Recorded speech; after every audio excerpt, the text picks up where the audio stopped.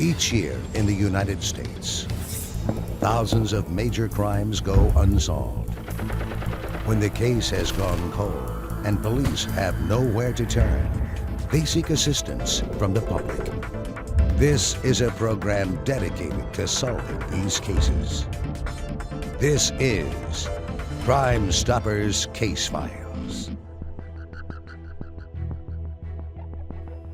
Welcome and thank you for joining us for the Northeast Ohio edition of Crime Stoppers Case Files. There are over 1,400 Crime Stoppers organizations operating around the world. These organizations empower citizens like you to become directly and anonymously involved in fighting crime in our communities. Crime Stoppers is an important law enforcement tool, a proactive approach to removing dangerous criminals from the streets and making them safer for everyone. Each week on this television program, we'll share facts with you from unsolved cases, and you'll have the opportunity to submit information that may help investigators and earn a cash reward for doing so without ever giving your name. The first three crimes we'll feature on today's episode were committed by the same two thieves who went on a one-night crime spree, robbing 3 different stores on Cleveland's west side. Here's Crime Stoppers coordinator Sergeant David Rudd with more. In the early morning hours of April 19, 2010, we have video showing the suspects enter the wireless phone store located at 152nd and Triscuit Avenue. They break the front window, they run inside and begin removing items. There they stole flat screen TVs and over $4,500 in cell phones, at which time they passed the items out to the door to waiting accomplices, and we feel probably loaded into a vehicle right in the same area. At which time they left the wireless store and went directly across the street to the Sunoco gas station, again smashing the front door, entering the store. We're not sure what they were looking for there. It's possible they were alerted to some passing traffic because they weren't in very long and quickly exited the store, taking only a Red Bull soft drink with them as they left. From that location, we find about 30 minutes later another break and entering at the Aaron's rental store at 116th and Lorraine. There the same MO was conducted. They smashed the front door, entered, and stole a series of flat screen TVs from that store. The only thing we have on them is obviously the video is a decent video, although all the suspects used gloves and had their faces pretty well covered. But we feel if somebody should see the clothing they wear or possibly know that they're in the possession of these cell phones or TVs, that possibly they'd give us a call. As far as the suspects go, we see the same 2 suspects appear in all 3 videos. Although you can tell that there are accomplices, we don't get a lot of good video on them. So basically what we're trying to identify is the same 2. In that case, it's the gentleman that's wearing the Russian-style plaid hat, and then the other suspect has the camouflage jacket with the black and white polka dot gloves he's wearing. But they appear in all 3 of the break-ins, and again, there are other suspects helping them carry the items out the store and acting as lookouts.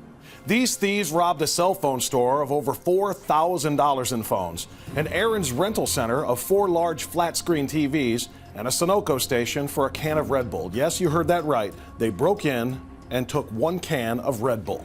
Take a good look at the pictures. They were pretty well covered up, but one had a plaid Russian-style winter cap and the other had black and white polka-dotted gloves. They knocked off 3 stores in one night on the west side. We'll be right back with more when we return to Crime Stoppers Case Files.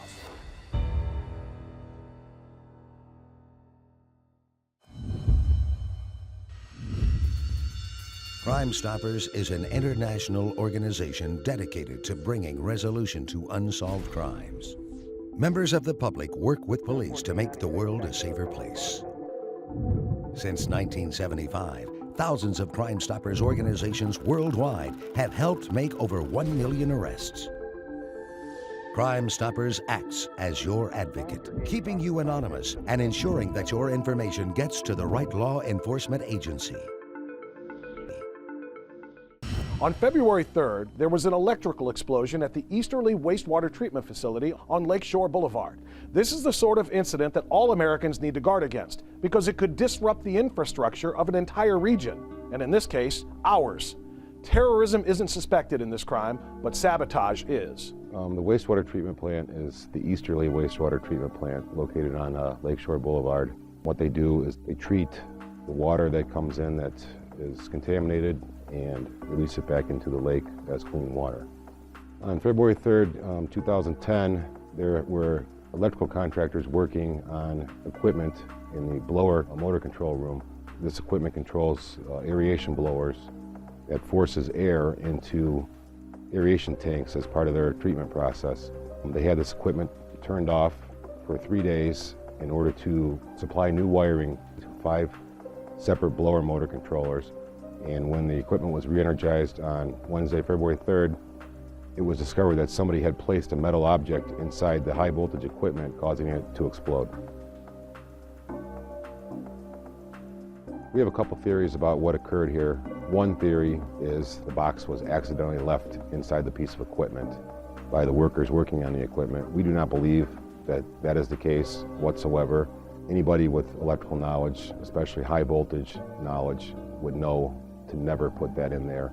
We do have a pretty good theory that the box was introduced into the piece of equipment during lunch between 12 and 12:30 on Wednesday, February 3rd.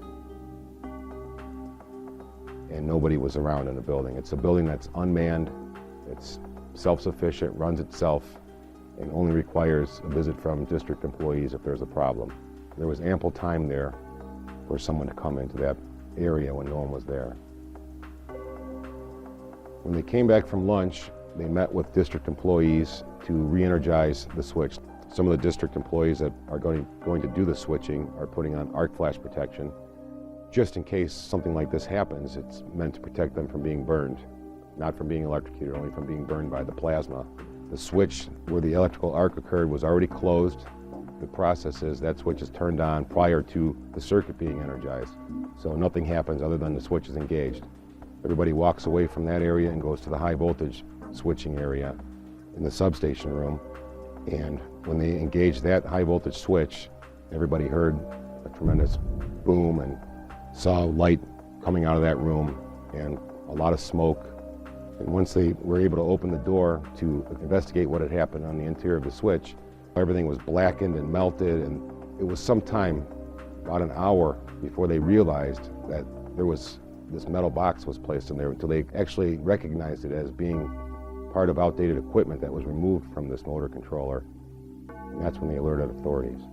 Our boss has tasked us to do whatever it takes to find out what happened and to solve this case. And everyone involved is taking steps to make sure this never happens again. The damage that occurred was localized to the switch itself, which is only a small part of the motor controller. But since the motor controller is so old, the entire unit will have to be replaced. This was a very quick event because the main breaker controlling this piece of equipment did its job and opened up the circuit so that electricity was not supplied constantly. It's very quick, but long enough to utterly destroy that portion of the piece of equipment. The arc that was generated as a result of this incident is approximately 11,000 degrees, approximately the temperature of the surface of the sun, the visible part of the sun. If that breaker had failed and not did its job, they could have been killed because the arc could have traveled all the way back to them and physically blown that equipment apart. They could have been killed. We would have had a lot more damage and possibly loss of life. The person that committed this act probably had no idea the extent of the investigation that would come out of this. The act of placing this box within this piece of equipment threatened the City of Cleveland's infrastructure, in that this is part of the water treatment process that provides us with fresh drinking water and a lot of other communities surrounding Cleveland. If they want to come forward, we'd be happy to listen. The person or persons who did this may not have realized the ramifications of trying to disrupt the city's water supply, and we hope they come clean and bring this to a close.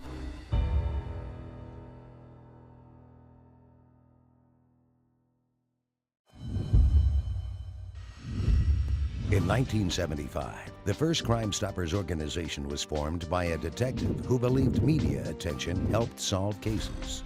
Since then, thousands of Crime Stoppers organizations have been formed around the globe with the same mission, encouraging members of the public to stand up against crime. Every 14 minutes, Crime Stoppers help solve a crime somewhere in the world. Get involved. John Kearney was a fun-loving 42-year-old from Middleburg Heights. On Christmas morning 2005, just over 5 years ago, he left his suburban home to give a friend a ride to Cleveland, leaving his girlfriend at home waiting for him. Tragically, he never made it back home that Christmas day.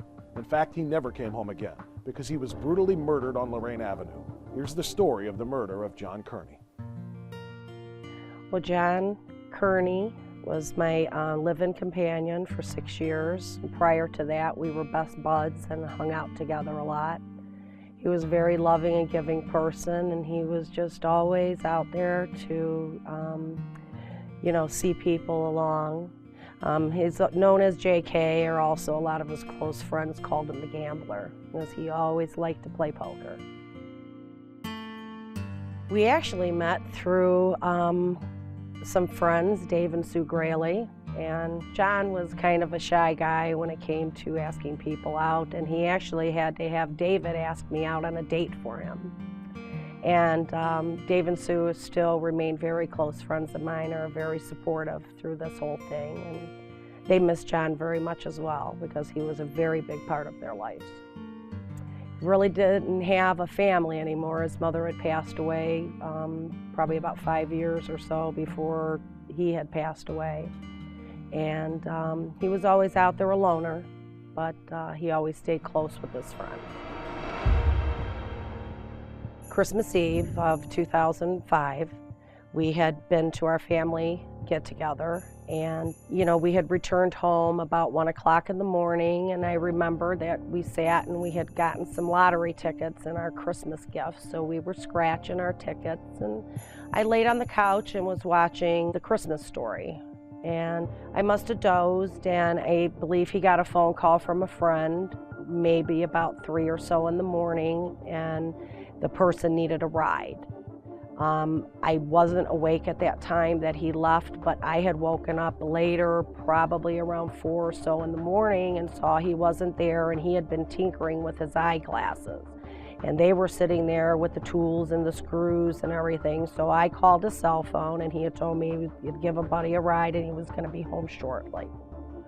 That time I just kind of remember going back to sleep, and then it wasn't long after 5 in the morning that I received a phone call on my cell phone from his cell phone. And the first thing he said is he's not going to make it home.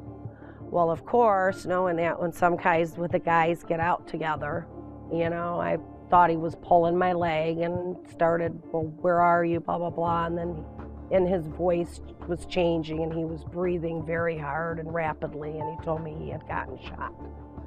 When I asked him if he knew who shot him, he did tell me no, and he was going by 85th, which I'm assuming West 85th and Lorraine Avenue.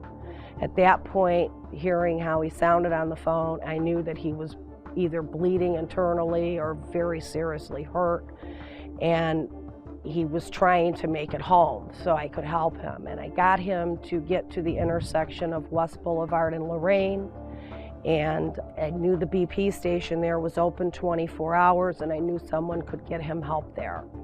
And at that point, his breathing became more erratic, and it sounded shaky, so either he was losing blood or whatever was happening. While I had him on the phone, I did call my nephew Christopher.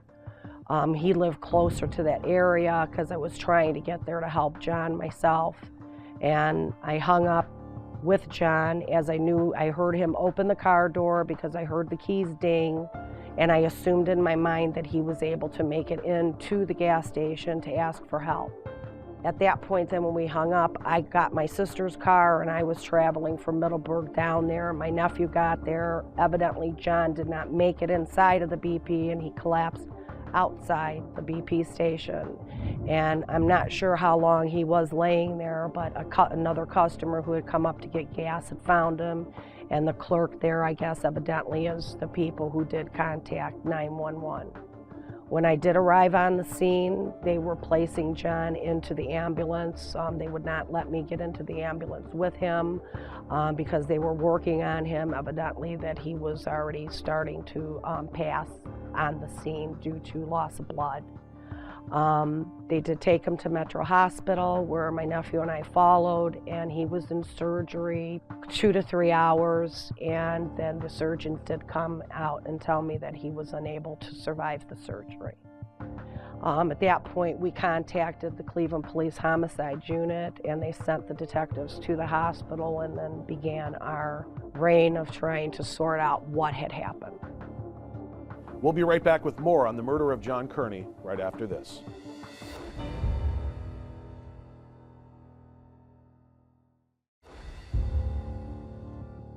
We now continue the tragic story of the murder of John Kearney. December 25th, 2005, which was Christmas morning, about 5 a.m., John Kearney left his Middleburg Heights home, telling his girlfriend that he was going to give a friend a ride home. He didn't specify who or where. And approximately an hour later, he called her stating he was in the area of West 85th and Lorraine Avenue and had been shot. From there, she advised him to go to the nearest gas station, which happened to be a BP gas station at West Boulevard in Lorraine. He drove to that location where he parked his vehicle, exited, and collapsed by the building.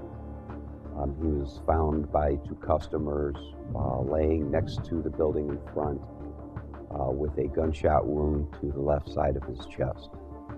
Inspecting his vehicle, it appeared that he was actually shot through a closed driver's window due to the window being shattered. John was the kind of guy that would put his whole world on hold to go help a friend in need. And especially it being Christmas Eve, I'm sure he thought he was doing the right thing by leaving the home at that time in the morning and going in that area. But all of us knowing JK, he's thought he was invincible, but evidently I think he was in the wrong place at the wrong time. My life has felt very empty for the past 4 years without John there. You know, being a live-in companion, fiance, what have you, whatever you want to call it, it's still, you walk in the room, something happens, you expect that person to be there, or you want to call them and share your news or whatever with you. It's been very lonely. I ended up having to start my life completely over. Had to change residence and things like that. There were some illnesses with myself during this time, and it's been very hard. I tried to let this go for a while to get on with my life, but until, you know, we can find out what happened and the person that caused him to leave us too soon should pay their debt.